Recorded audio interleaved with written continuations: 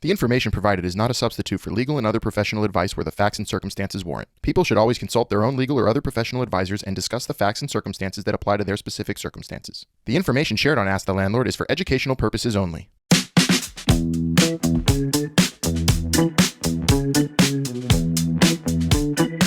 Hi everyone, we're back with another episode of Ask the Landlord with our favorite landlord, Albert Dweck.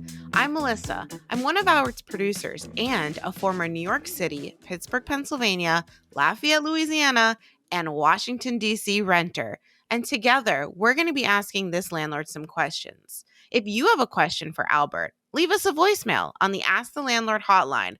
The number is 646-580-3015. And we might play your question on the show. All right, Albert, how are you doing today? I'm good, Melissa. How are you? I'm good. I'm ready to have a voicemail. So hopefully next week we'll have one. Are you checking the voicemails? I am. I did. It's through Google Voice. So we'll get some. We will. Okay. All right. Let's get some voicemails. Yeah. Call in, everyone. That number is 646-580-3015.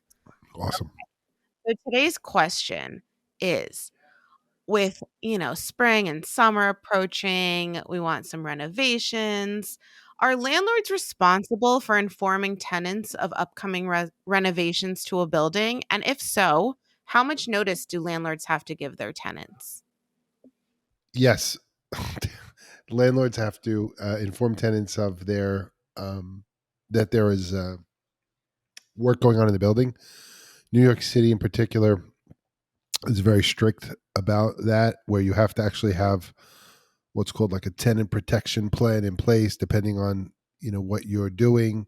You have to inform the tenants. You have to protect their apartments from getting dust and whatever. And sometimes you have to have supervision on jobs. It's thankfully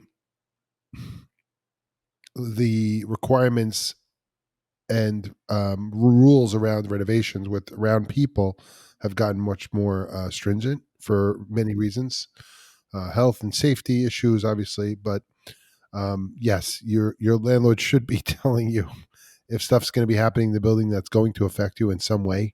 So let's say they wanted to paint the walls in the hallway or in the lobby. Does that affect the tenants? No, that not necessarily, but that would be. You would think that the landlord would like to tell the tenants that they're doing something nice. Right.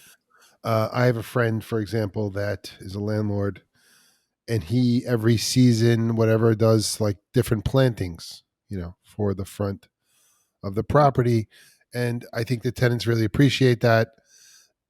He's also invited them to participate in decorating the building. That's nice. Which is really nice. So I think that if, and I don't do as much of this as I'd like, which as you bring it up, it makes me think about that. But good. It would be great to include the residents in that,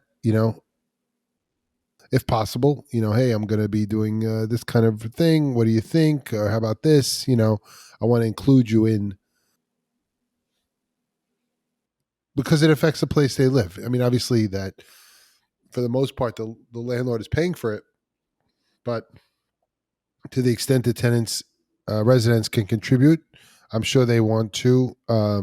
If it's not, maybe they could do some work or they could make some suggestions. But I think that's great if there's, common area, backyard, whatever stuff that can be done together as a joint project. That would be nice.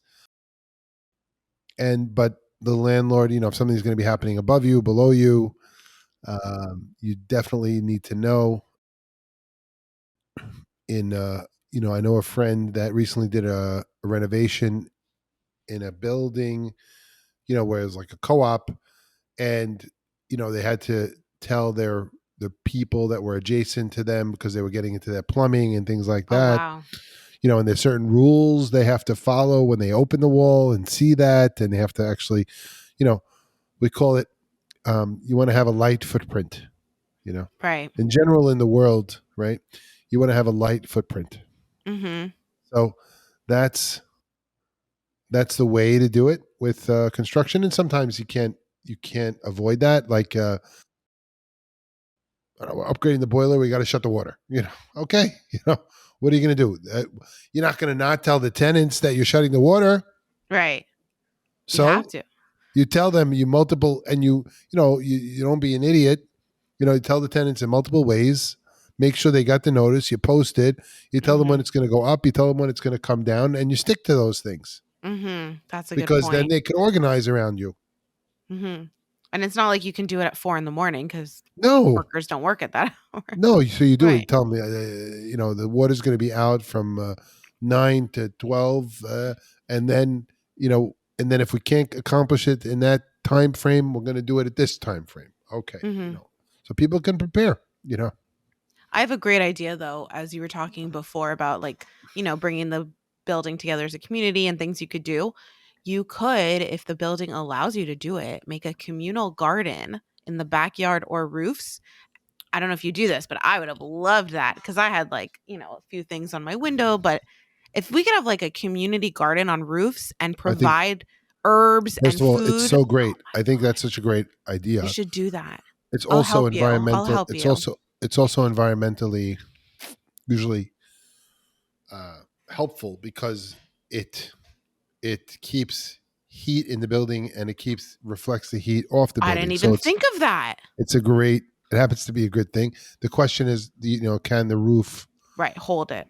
Hold it, and also you have to have safety, proper insurance, all that stuff. But totally, I think that's the future, though. I think a it's great idea. And the other thing is that what I've found is I think it's a good thing. But let's say you and Alan are there, and you're like, oh, I'm here for 6 months or a year, and you're planting, but so you're there this year, but you're not there next year, and the next person has to want to do that too, right? So it's sometimes there are people who want to do that, but then they're not there for a long time. So it's sort of, I'm just saying this practically my experience is you get that and you have somebody who takes care of it. And it's great. And then they move on and you're like, oh, that person used to do it. It was wonderful, but then no one picked it up. And then who's going to pick it up? The landlord. So you sort of have to, figure that out. Yeah. So how much notice would you give? Let's say you did have to turn off the water or the power. How much notice would you give your tenants? No, you have to give at least 24 hours notice, as much as possible. More than, to me, that's not a lot. Yeah, more than 24 hours. More, at least 72 more hours. Right. Thank you so much for answering that question, Albert. And again, to our listeners, if you have a question for Albert, leave us a voicemail on the Ask the Landlord hotline. The number is 646-580-3015. Thanks again, Albert. That was good, though. Thank you. For more episodes, please subscribe to Ask the Landlord on your favorite podcast platform. We'd appreciate it if you left a review on Apple Podcasts. If you'd like to watch the show, check out our Ask the Landlord YouTube channel. If you have a question for Albert, feel free to contact him on Instagram at @AskTheLandlord and check out his TikTok at @AskTheLandlord. Bridging the gap between landlords and tenants, this has been Ask the Landlord. Thanks for listening.